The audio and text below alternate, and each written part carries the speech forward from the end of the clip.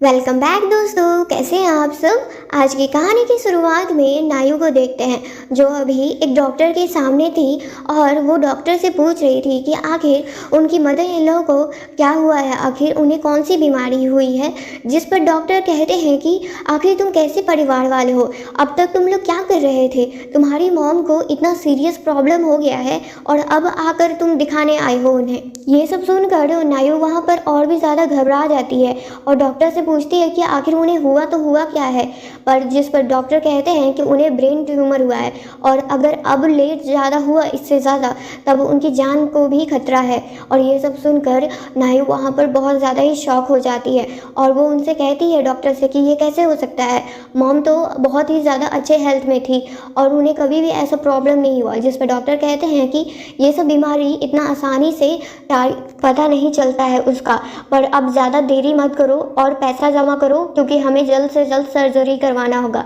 और नायु भी इस बात को मानकर वहाँ से जाती है मॉम के पास, जो वहाँ पर अभी भी उसी हॉस्पिटल में एडमिट थी। और मॉम नायु को देखकर पूछती है कि आखिर उन्हें क्या हुआ है, वो इतना समय तक हॉस्पिटल में क्यों भर्ती हैं, क्या डॉक्टर ने उन्हें कुछ कहा है। जिस पर नायु उन्हें कुछ बताना नहीं चाहती थी क्योंकि वो जानती थी कि अगर वो कुछ बताएगी तब उन्हें और भी ज़्यादा टेंशन होगा। बस वो इतना ही कहती है, नहीं मॉम आपको कुछ नहीं हुआ, बस एक छोटा सा सर्जरी है और उसके बाद सब कुछ ठीक हो जाएगा। और वैसे भी आपका भी बेटा तो डॉक्टर है, वो सब कुछ हैंडल कर लेगा, आप चिंता मत कीजिए, बस अभी रेस्ट कीजिए। पर अब नायु को थोड़ा टेंशन इस बात का हो रहा था क्योंकि डॉक्टर ने उन्हें 5 लाख जमा करने को कहा था क्योंकि सर्जरी में 5 लाख खर्चा हो सकता है। और वो अपने हस्बैंड पास जाती है पर वहाँ पर वो केबिन लॉक था और जब वो नर्स से पूछती है कि आखिर ये डॉक्टर यहाँ पर क्यों नहीं है, तो वो नर्स कहती है कि मैं तुम्हें क्यों बताएं और तुम्हें क्यों जानना है, बस इतना ही कहकर वो चली जाती है। वहाँ पर नायु को समझ में नहीं आता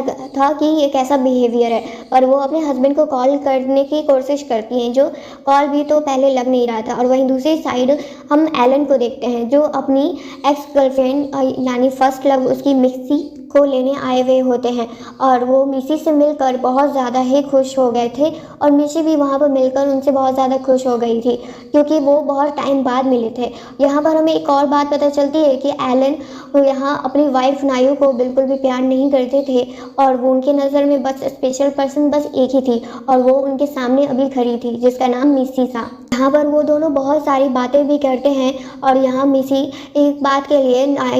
मिस्टर एलन को थैंक यू भी कहती है कि उनकी वजह से ही आज उनकी मॉम एक बहुत ही बड़े अच्छे से हॉस्पिटल में उनका इलाज चल रहा है और वो सिर्फ बस पॉसिबल हुआ बस एलन की वजह से। और यहाँ पर एलन को खुद की मॉम का तबीयत के बारे में कुछ भी नहीं पता था और फिर तभी उनके पास नायु को कॉल आता है, जो पहले तो वो कट कर देते हैं पर फिर भी मजबूरन उन्हें उठाना पड़ता है क्योंकि मिसी बार बार देख रही होती है। और कॉल उठाते ही वो अपनी वाइफ को डांटने लगते हैं और कहते हैं कि तुम्हें पता नहीं है कि मैं अभी मीटिंग में हूँ। पर ये मीटिंग वर्ड सुनकर वहाँ पर नायु कहती है कौन सा मीटिंग, तुम तो हॉस्पिटल में भी नहीं हो। और एलन कहता है कि तो अब मुझ पर निगरानी रख रही हो तुम्हारी इतनी हिम्मत हो गई है, घर पर तुम्हारा काम रहता है तो बस उतना ही किया करो। और यहाँ पर नायु बिल्कुल भी टाइम पास नहीं करना चाहती थी और वो सीरियसली बताती है कि तुम्हारी मॉम बीमार है और तुम्हें जल्द से जल्द हॉस्पिटल वापस आना होगा क्योंकि उनका सर्जरी करवाना बहुत ही ज़्यादा ज़रूरी है क्योंकि अभी उनका जो डिजीज़ निकला है वो बहुत ही बड़ा चीज़ है।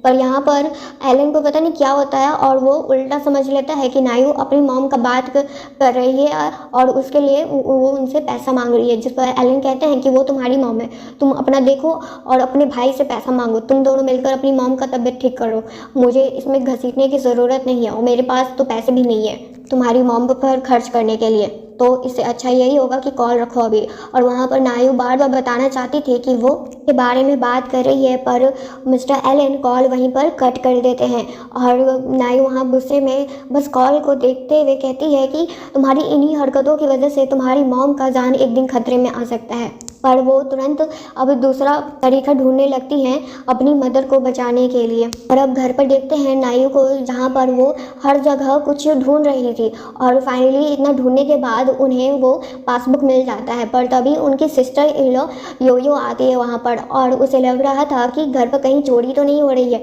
और वो ऐसा चोरी का ब्लेम वो नायु पर लगाने लगती है और उसके हाथ में पासबुक देख कर कहती है कि अब तुम्हारी इतनी हिम्मत हो गई है कि तुम हमारे ही घर से हमारा पैसा चोरी चोरी करने की कोशिश कर रही हो। और यहाँ पर नायू समझाने की कोशिश करती है योयो को कि उसे इन पैसों की सख्त से सख्त ज़रूरत है क्योंकि उसकी मॉम बीमार है। पर यहाँ पर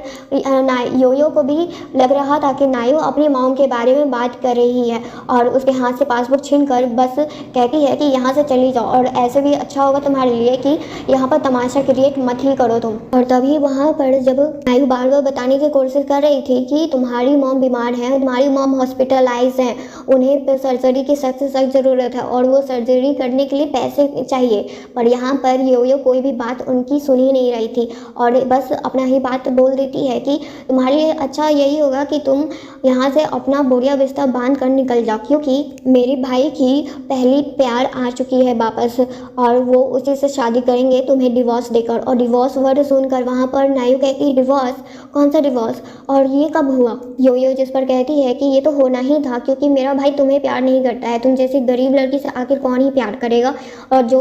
दिखने में भी सुंदर नहीं है। और तभी वहाँ पर एलन और मिसी भी आ जाती है और उन दोनों को देखकर वहाँ पर नायू बहुत ज़्यादा ही गुस्से में अभी लग रही थी, पर वो फिर भी अपना दर्द को छुपा कर बस अपनी मदर इन लॉ का तबीयत के बारे में ही ध्यान में रखी हुई थी। और वो इस बारे में एलन से भी बात करती है कि अच्छा है कि तुम यहाँ पर आ गए हो, अब मेरे साथ हॉस्पिटल चलो, तुम्हारी मॉम हॉस्पिटलाइज्ड हैं और उन्हें तुम्हारी अभी बहुत ज़्यादा ज़रूरत है। पर वहाँ पर योयो पहले बता देती है कि भाई आपको पता है इसने आपका पासबुक चुराने की कोशिश की, हमारे घर से पैसे लेकर जाना चाहती थी, वो भी बस अपने मॉम का इलाज करवाने के लिए। जिस पर एलन कहता है कि तुम ये सब कर रही हो, मैंने तो तुम्हें अपने भाई को खोजने को कहा था ना, और तुम घर पर आकर ये काम कर रही हो। मेरे पास तुम्हारी मॉम के लिए और उनके इलाज के लिए पैसे नहीं है, तो यहाँ से अच्छा यही होगा कि अपने भाई को कांटेक्ट करो यानी लैन को, और लैन ही और तुम अपनी मॉम का खुद का इलाज करवाओ। वैसे भी मैं उन्हें तो मदर इन लॉ भी नहीं मानता हूँ। और वहीं दूसरी साइड हॉस्पिटल में मॉम का तबीयत बहुत ज़्यादा ही ख़राब होने लग गया था और डॉक्टर्स तो अब ये कह दिए थे कि उनका सर्जरी करना अब बहुत ज़्यादा ज़रूरत हो गया है। और वहीं घर पर बस तमाशा चल रहा था और एलन को फाइनली नायू वो रिपोर्ट दिखाती है, पर रिपोर्ट में भी अंधे लोगों को वो भी नहीं दिख रहा था कि किसकी मॉम का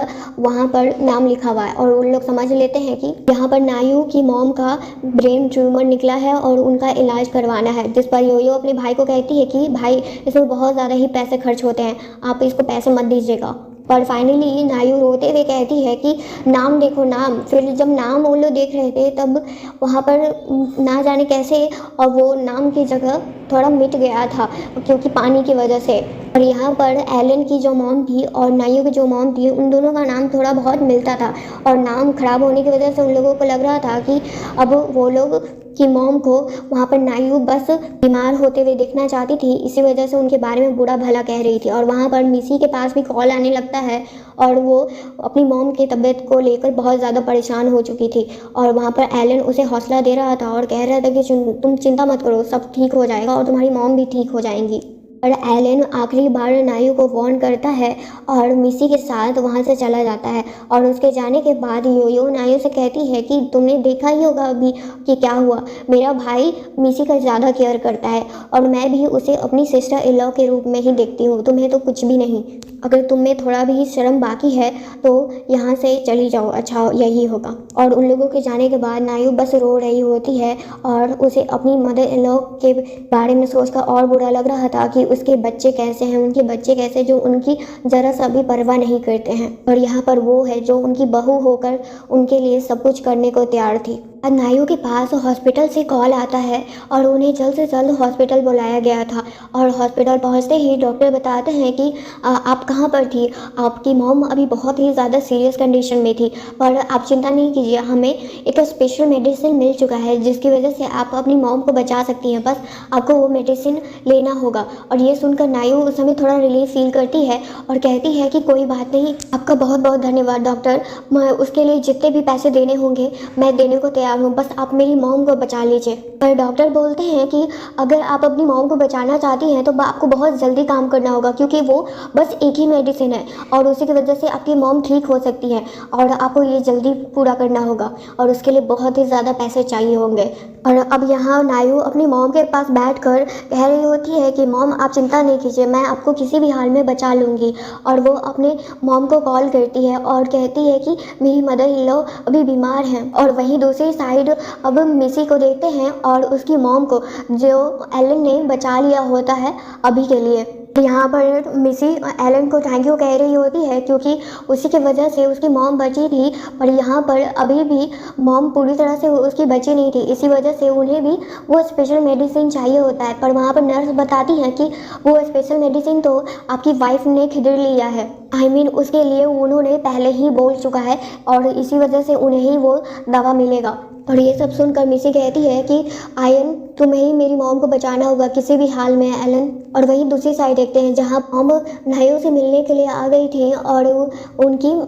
मदर इन लॉ से भी, और ये सब जानकर उन्हें बहुत ही ज़्यादा बुरा लगा था कि उसकी मदर इन लॉ इस हालत में है। और मॉम ने तो कुछ पैसों का इंतज़ाम भी कर दिया था और वो पैसे अभी नायो को वो देती हैं और कहती हैं कि तुम चिंता मत करो, मैं बाकी भी पैसों का इंतज़ाम कर लूँगी अपने लोगों से मांग कर। और ये सब सुनकर वहाँ पर नायू अपनी मॉम के लिए बहुत ही ज़्यादा ग्रेटफुल थे कि वो उनकी मदर इन लोगों को बचाने के लिए इतना कुछ कर रही हैं, जिस पर नायू की मॉम भी कहती है कि मैं आखिर उनके लिए इतना कुछ क्यों ही ना करूं,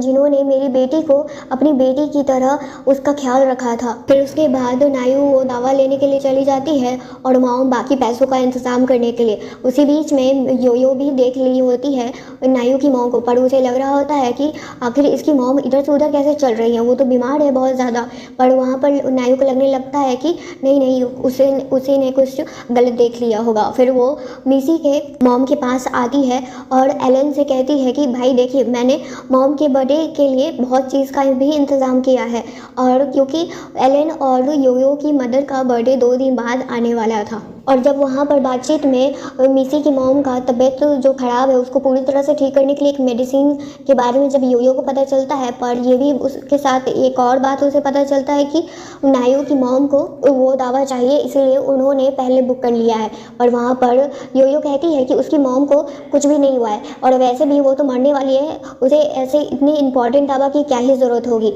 तुम मेरे साथ चलो और मैं उस दवा को ले लूँगी उससे। और वहीं नायो जब अपनी मॉम के पास वो दवा लेकर जा रही थी, तभी योयो उसके हाथ से वो दवा ज़बरदस्ती छीनने की कोशिश करती है और कहती है कि तुम अपनी वो बूढ़ी माँ को क्यों ही बचाना चाहती हो, जो मरने ही वाली है, चुपचाप उसे मरने दो। और ये सब सुनकर वहाँ पर नायो बहुत गुस्से में चिल्लाते हुए कहती है कि तुम आखिर अपनी मॉम के बारे में ऐसे कैसे कह सकती हो। और फिर भी वहाँ पर योयो वो छीन लेती है दवा, और वहाँ पर एलन भी समझाने लगता है कि तुम्हें वो दवा की ज़रूरत नहीं है, यहाँ पर मिसी की मॉम को वो दवा की सख्त ज़रूरत है। और उसी बीच में वहाँ पर नायो जब उन लोगों से लड़ रही होती है उस दवा के लिए और उन दोनों से भी, तब उसी बीच में मॉम भी उठ गई होती है और अपने बच्चों का ऐसा बात सुनकर उन्हें बहुत ज़्यादा ही बुरा लग रहा होता है कि उनकी मॉम का उन्हें ज़रा सा भी ख्याल नहीं है। और ये सब सुनकर और भी ज़्यादा उनका तबीयत ख़राब होने लगता है और उन्हें बस यही लग रहा था कि उन्होंने ना जाने कौन सा पाप ऐसा किया था कि उनके बच्चे उन्हें इस तरह से ट्रीट कर रहे हैं। और वहाँ पर योयो तो ये भी बोल देती है कि वो बुढ़िया को मरने दो, ऐसे भी कोई ज़रूरत नहीं है, तुम्हारी मॉम से ना मुझे मतलब है और ना ही तुमसे। और ये सब सुनकर वहाँ पर अंदर रूम में बहुत ज़्यादा रो रही होती है और धीरे धीरे वो घिसकते हुए वहाँ गेट तक पहुँचती हैं। पर वहाँ पर बाहर नायू रोते हुए कहती है कि तुम लोग, जिस दिन तुम्हें ये बात पता चलेगी ना कि तुम लोगों ने कितना बड़ा पाप किया है, उस दिन तुम्हें बहुत ज़्यादा ही अपनी गलती पर रिग्रेट होने वाला है। पर मिसी भी आ जाती है और वो एलन को कह रही होती है कि उसे उसके साथ जल्द से जल्द जाना होगा क्योंकि उसकी मॉम अब बहुत ज़्यादा ही तकलीफ़ में है। और वहाँ पर नायू उसे जाने नहीं देती है और कहती है कि तुम यहाँ से मत जाओ, यहाँ पर तुम्हारी मॉम को सबसे ज़्यादा तुम्हारी ज़रूरत है, उन्हें वो दवा की ज़रूरत है, प्लीज़ वो उसे तो मत लेकर जाओ। पर वहाँ पर मिसी कहने लगती है कि नायू, तुम्हारी मॉम वैसे भी तो मरने ही वाली है, तो उसे मरने ही दो ना, मेरी मॉम अभी ज़िंदा है, कम से कम उन्हें तो मैं बचा लूँ और ये दवा मैं ले रही हूँ, समझी। और वहाँ पर नायू गुस्से में कहती है कि तुम्हें बोलते हुए ज़रा शर्म नहीं आ रहा है, तुम्हारी भी तो मॉम तकलीफ़ में है, तो तुम दूसरी की मॉम को ऐसा कैसे कह सकती हो। और वहाँ पर योयो ही उसे एक जोरदार थप्पड़ खींच कर लगा देती है नायू को। और वहाँ पर एलन भी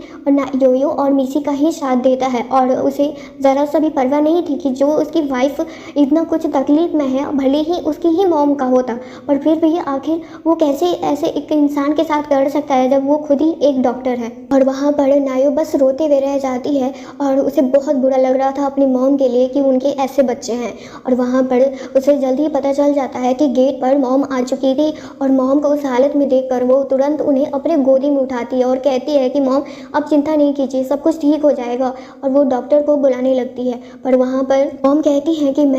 मुझे पता है नायो, तुमने मेरे लिए बहुत कुछ किया है, बहुत तकलीफ झेला है तुमने, वो भी सिर्फ मेरे बेटे और मेरी बेटी की वजह से। पर अब तुम चिंता मत करो, मैं यहाँ से बहुत दूर चली जाऊँगी और तुम्हारे लाइफ में अब कोई तकलीफ नहीं रहेगी। वहाँ पर नायो कहती है कि मॉम ऐसा मत कहिए, मैं आपसे बहुत प्यार करती हूँ और आप चिंता नहीं कीजिए, मैं आपको किसी भी हाल में बचा लूँगी। और वहाँ पर नायो से कहती है मॉम कि तुम बहुत ही अच्छी बच्ची हो नायो, मैं बस इतना ही विश करूँगी कि तुम हमेशा खुश रहना और तुम्हारे लाइफ में जो भी तकलीफ़ है वो सब कुछ ख़त्म हो जाए। और यहाँ पर ये बोलते हुए वो वहीं पर बेहोश हो जाती हैं। अब मॉम का ऑपरेशन होना शुरू होता है, डॉक्टर बहुत मेहनत करते हैं और बाहर नायो बस विश कर रही थी कि किसी भी हाल में उसकी मॉम ठीक हो जाए, पर फिर भी डॉक्टर के इतना मेहनत करने के बाद भी मॉम को वो बचा नहीं पाते हैं, क्योंकि अगर उन्हें वो टाइम पर वो दवा मिल चुका होता तो फाइनली मॉम बच चुकी होती। एक तरह से वो एंटीडोट की तरह ही काम करता मॉम के लिए। और ये सब सुनकर वहाँ पर नायो और ज़्यादा रोने लगती है।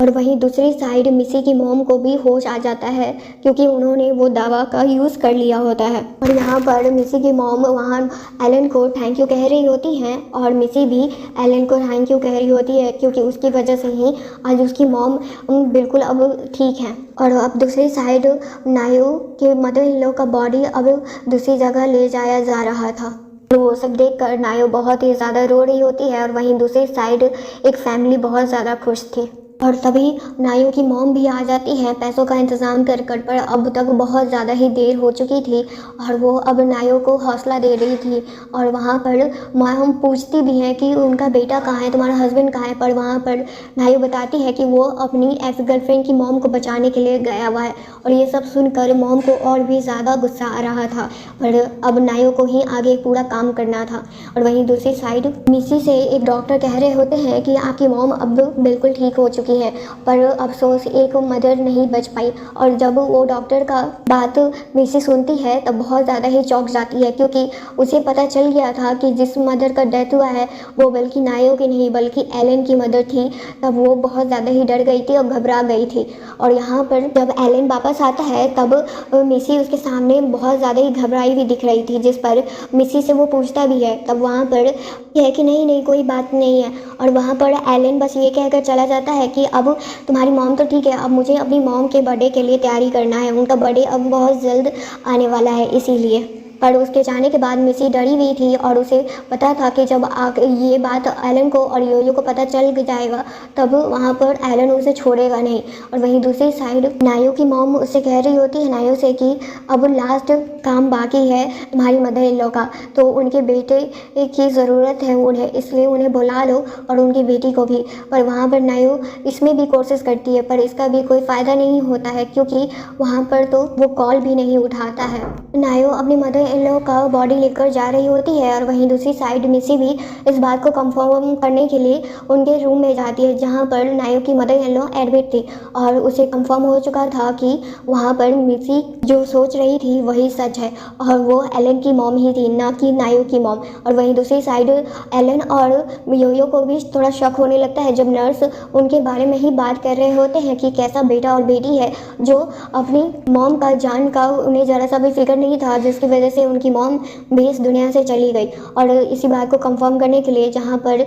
मॉम एडमिट थी उसी रूम में जाते हैं और वहाँ पर पहले से ही मिसी थी। पर मिसी उससे पहले ही एलन को मैसेज कर चुकी होती है, वो भी उनके ही मॉम के फ़ोन से, जिसकी वजह से जब एलन वहाँ पहुँचता है और उसके पास मैसेज आता है तब वो घबराया हुआ नहीं था, क्योंकि जो सोच रहा था अब वो उसे सच नहीं लग रहा था, क्योंकि उसे मॉम का मैसेज जो मिल गया था और उन्हें ये रिलीफ मिल गया था कि मॉम ठीक ठाक हैं और वो बस अपने फ्रेंड से मिलने के लिए गई हुई हैं। और अब घर पर देखते हैं जहाँ पर बाकी का काम पूरा हो गया था और फुनरल और होने ही वाला था 3 दिन बाद। और इस बारे में वहाँ पर एलन को भी बात पता चल जाती है जब नायो उसे मैसेज कर देती है कि 3 दिन बाद फुनरल है। पर यहाँ हॉस्पिटल में मिसी अपनी मॉम को लेकर जा रही थी, पर उन लोगों को ज़रा सा भी फिक्र नहीं थी कि जो भी मैसेज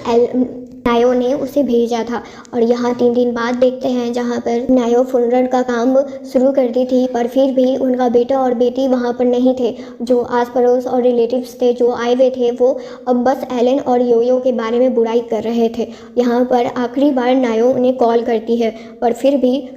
तो कुछ और ही चल रहा था। यहाँ पर योयो एलन के डिवोर्स के लिए प्लान बनाई हुई थी और मिसी को तो बस इसी बात का चिंता था कि कम से कम ये दोनों भाई बहन अपनी मॉम के फ्यूनरल पर तो चले जाए। पर फिर भी यहाँ पर एलन के पास जब कॉल आता है तब योयो उसका फ़ोन ही बंद कर देती है और नायो समझ चुकी थी कि इन लोग अपने मॉम के फ्यूनरल पर भी नहीं आने वाला है, तो वो सोच ली थी कि आगे का काम भी वही पूरा करेगी। फिर उसके बाद एलन भी आ जाता है और योयो को अपने साथ लेकर जाने वाला था, पर योयो से वो कहता है कि लाल ड्रेस क्यों पहनी हुई हो, हम लोग फ्यूनरल पे जा रहे हैं ना। पर वहाँ पर योयो कहती है कि क्या ही ज़रूरत पड़ता है, मुझे ऐसे भी मतलब नहीं था। और यहाँ दूसरी साइड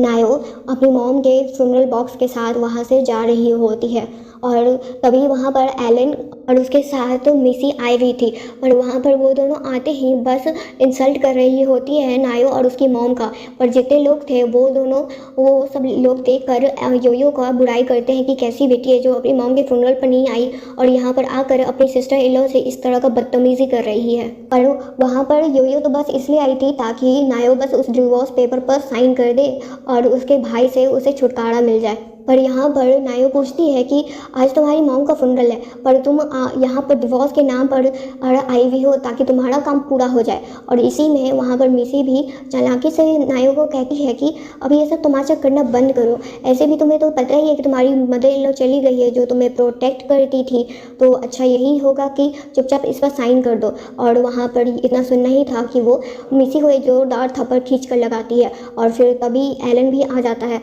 और वो नायो को मार देता है एक थप्पड़। ये सब देखकर वहाँ पर जितने रिलेटिव्स थे वो और भी ज़्यादा गुस्सा हो जाते हैं। वहाँ नायो बताना चाहती थी कि ये तुम्हारी मॉम का बॉक्स है और जैसे ही वो बताना चाहती थी योयो उस बॉक्स को गिरा देती है और कहती है कि ये सब हमें देखना का शौक नहीं है, जल्द से जल्द इस पर साइन करो और बात ख़त्म होगा यहीं पर। फिर उसके बाद नायो गुस्से में उस पेपर पर साइन कर देती है और एलन तो बस ये देख कर ही उसे अच्छा लग रहा था कि वहाँ पर फाइनली उससे छुटकारा उसे मिल गया था। और जैसे ही एक पल नायो की वजह से ही पता चल जाता एलन को कि उसकी मॉम का ही फ्यूनरल है, पर मिसी चालाकी कर कर वहाँ वो भी पता नहीं लगने देती है और गुस्से में आकर नायो मिसी को धक्का दे देती है जिसकी वजह से उसे चोट लग गया था। पर अब एलन और भी ये चीज़ मिसी के साथ होते हुए नहीं देख सकता था, इसलिए वो उसको अपने साथ लेकर चला जाता है क्योंकि योयो का काम तो पूरा हो ही गया था डिवोर्स पेपर पर साइन वाला। और उन लोगों को जाते हुए नायो बस इतना ही कहती है कि तुम लोग बहुत रिग्रेट करोगे अपनी हरकतों पर। और अब हॉस्पिटल में देखते हैं जहाँ पर और एलन मिसी के चोट पर दवा लगा रहा था और योयो बस अपनी एक्स सिस्टर इन लॉ का बुराई कर रही थी। पर फिर भी एलन को थोड़ा चिंता था नायो का, इसलिए वो उसके पास चला जाता है और मिसी को बस इस बात का चिंता था कि कहीं एलन को सब कुछ सच पता ना चल जाए। पर अब एलन को थोड़ा बहुत शक होने लग गया था, इसी वजह से जब वो घर जाता है तब उसे अपनी मॉम का का सारा चीज़ दिखता है और उनका डेथ सर्टिफिकेट भी पता चल जाता है, जिसकी वजह से अब एलन और ज़्यादा गुस्से में आ जाते हैं क्योंकि उनकी बेवकूफ़ी की वजह से ही आज वो अपनी मॉम के इस फ्यूनरल तक पहुंच चुके हैं और उन्हें जिंदा वो देख भी नहीं पाए थे। और जब उनकी मदर इन लॉ उनके सामने आती है तब वो कहते हैं एलन कि आप जिंदा हैं, आपको ना यहाँ पर होना चाहिए, मेरी मॉम यहाँ पर क्या कर रही है। जिस पर मॉम कहती है तुम्हारी हिम्मत कैसे हुई मेरे बारे में ऐसा कहने की, तुम्हें अपना सन इन लॉ कहने में भी मुझे शर्म आ रही है, जो अपनी मॉम का नहीं हो सकता है वो आखिर किस काम का है बेटा। पर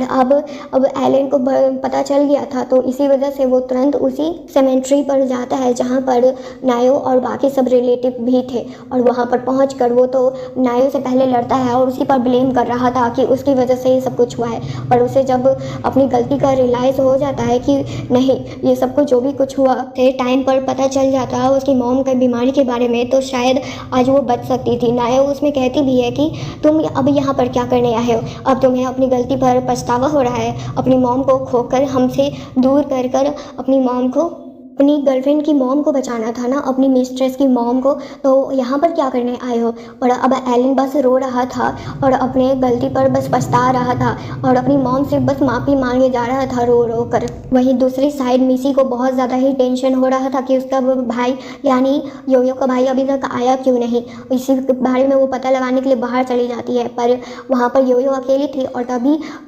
योयो के पर्स में से फ़ोन रिंग हो रहा था और जब वो फ़ोन को देखती है तब उसे पता चल गया था कि वो फ़ोन तो उसकी मॉम का है। और अब उसे अपनी गलती का रियलाइज़ हो गया था क्योंकि उसने वो मैसेज भी देख लिया था और एक कॉल की वजह से उसे इस बात का कंफर्म हो जाता है कि उसकी मॉम अब इस दुनिया में नहीं है। जब उसे ये बात पता चलती है तब वो बहुत ज़्यादा ही रो रही होती हैं। नायो की तरफ तो बस एलन अपनी मॉम का बॉक्स पकड़कर रोते हुए बस उनसे माफ़ी मांग रहे थे और उनसे कह रहे होते हैं कि मैं आपका अच्छा बेटा नहीं बन पाया मॉम, मुझे माफ़ कर दीजिए। और लास्ट जो काम था फ्यूनरल का वो भी अब शायद मिस्टर एलन कर देते पूरा, पर तभी उनके पास मिसी का कॉल आ जाता है और वो कहने लगती है कि तबीयत थोड़ा ठीक नहीं लग रहा है, क्या तुम प्लीज़ जल्द से जल्द हॉस्पिटल आ जाओगे। और ये सब सुनकर वहाँ पर एलन जाने के लिए तैयार हो जाते हैं और वहाँ पर नायो उसका कॉलर पकड़कर कहती है कि तुम्हें शर्म आती है ज़रा सा भी?